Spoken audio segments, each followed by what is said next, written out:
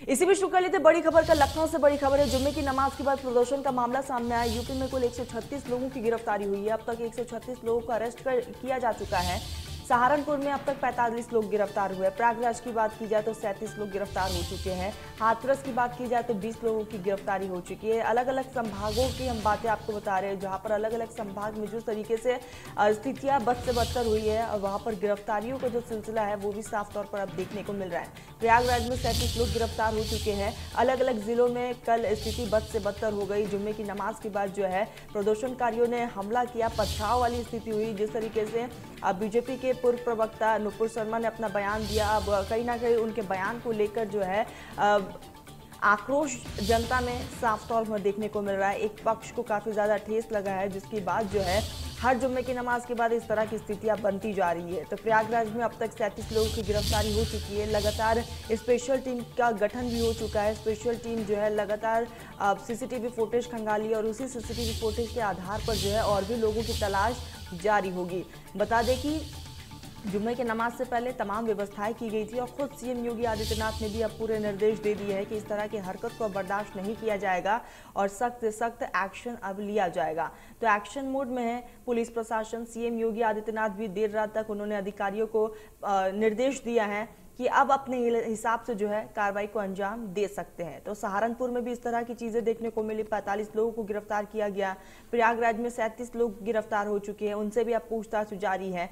ये तस्वीरें देखिए, ये सीसीटीवी फुटेज है। आपको बता दें कि जिस तरीके से पथराव की स्थिति हुई, कई लोग जो है जख्मी हो चुके हैं। हमारे सहयोगी रजनीश जुड़ चुके हैं। रजनीश, जुम्मे की नमाज के बाद एक बार फिर से वही स्थिति देखने को मिली जो कानपुर में देखने को मिली थी।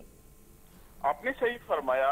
कानपुर की बात छोड़ दी जाए तो लग रहा था कि अगले जो जुम्मे की नमाज होगा वो इस प्रकार का हिंसक नहीं होगा, लेकिन एलआईयू और तमाम इनकी जो सरकार की एजेंसियां है, ये माना जाएगा कि इनसे जो लापरवाही बरती गई है, क्योंकि इतना बड़ा बवाल हो जाना। अगर हम प्रयागराज की बात करें तो जिस प्रकार वहां पीएससी की ट्रकें फूकी गई है, ये प्रायोजित लग रहा था। जिस तरीके से लोग नारेबाजी कर रहे थे, नाबालिगों के द्वारा हाथ से पत्थर फेंकने के लिए प्रेरित कर रहे थे, लेकिन कहीं ना कहीं योगी आदित्यनाथ ने, मुख्यमंत्री सीएम योगी आदित्यनाथ ने रात को ही, शाम को ही सारे अधिकारियों को निर्देश कर दिए कि कोई दोषी बचना नहीं जाए। खुद कह सकते हैं कि फ्रंट फुट पे बैटिंग प्रमुख सचिव गृह अवनीश अवस्थी और डीजीपी डीएस चौहान करे और लगातार मॉनिटरिंग करे, और उनकी गिरफ्तारी भी हो रही है। बिल्कुल रजनीश, और ऐसे में बात करें तो बवाल से पहले जो है प्रशासन बिल्कुल अलर्ट मोड पर था। आसमान से भी निगरानी रखी जा रही थी, सोशल मीडिया पर भी निगरानी रखी जा रही थी। उसके बावजूद इस तरह की स्थिति कैसे उत्पन्न हो गई? देखिए, हम तो कहेंगे कि जो भी हो रहा था कागजी हवाई हो रहा था। अगर इतनी प्रशासन अलर्ट रहता तो जाहिर सी बात है कि जिस तरीके से अगर छिटपुट घटनाओं को छोड़ दिया जाए तो प्रयागराज की जो घटना थी, बड़ी घटना थी। जिस तरीके से लोग अब नारेबाजी कर रहे थे, नुपुर शर्मा का गला काट के वो पोस्टर लहरा रहे थे, तो कहीं ना कहीं एक मैसेज है प्रशासन के लिए कि आखिर जब आपके पास तमाम सुरक्षा एजेंसियां है, जांच एजेंसियां है, तो आखिर चूक कहाँ से हुई।